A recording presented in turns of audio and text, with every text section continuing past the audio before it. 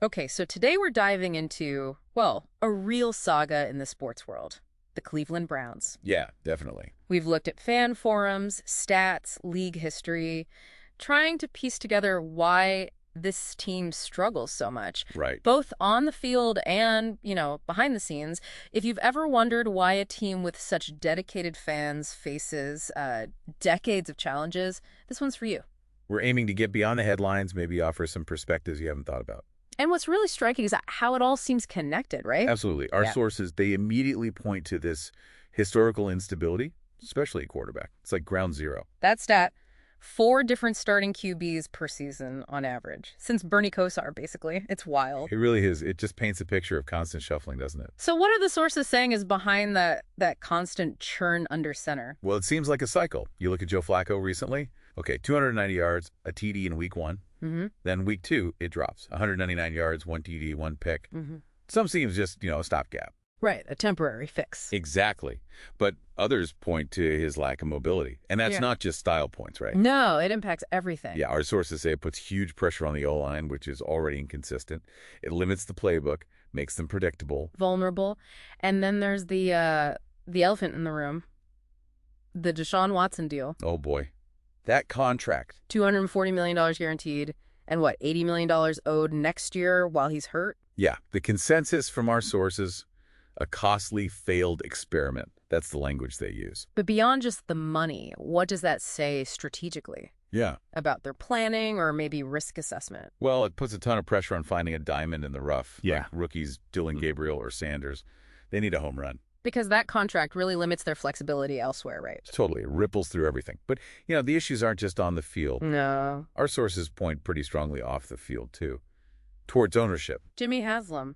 Right. Controversial background stuff. Yeah, specifically the trucker rebate scam. Our sources call it one of the biggest in U.S. history.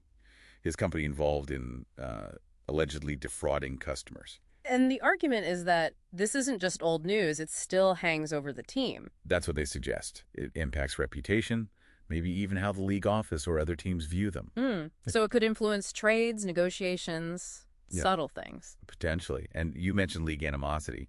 Sources link that to the Haslam scandal and that Watson contract. Was that guaranteed deal really that unpopular with other owners? Oh, yeah. Deeply unpopular. It flew in the face of how NFL contracts usually work, the non-guaranteed structures owners prefer.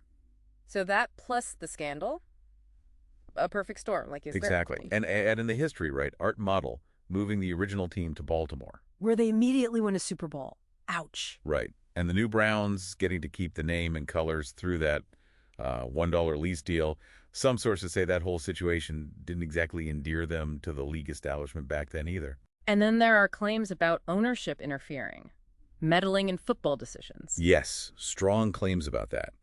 Picking players based on personal preference over, say, what the scouts or GM might recommend. Which you can imagine undermines the whole team-building process. Fundamentally, according to our sources, leading to maybe a less cohesive roster, not built strategically. Okay, so with all that, quarterback carousel, ownership issues, league friction, you'd think the fans would just give up. You might think, but no, that's the amazing part. Our deep dive shows the opposite. Despite some calling them, the worst team in all sports for ages. Incredible loyalty. That phrase, win or lose, we still booze, just captures it, doesn't it? It really does. It's defiance.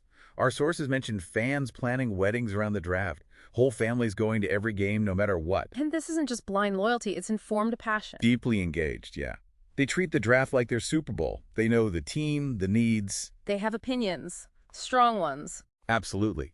And what comes through is this real desire for management to actually listen. Like, hey, we see what's going on, we have ideas. They feel they could genuinely help fix things. The spirit of Cleveland is there, it's vibrant, but man, they want a winner. Understandably. So, summing up, it's this complex web, isn't it? Yeah. QB instability, controversial ownership, league relations that seem strained. And this incredibly resilient, knowledgeable fan base holding it all together somehow. It really shows you the power of loyalty in sports. But it's also a stark reminder of how deep these problems can run, way beyond just Sunday afternoons. Definitely. So here's a final thought, something to chew on. Given how much these fans know, how passionate they are, what if that Stadium wisdom, their collective voice, became a more direct force. Could actually listening to them be the unconventional key this franchise needs?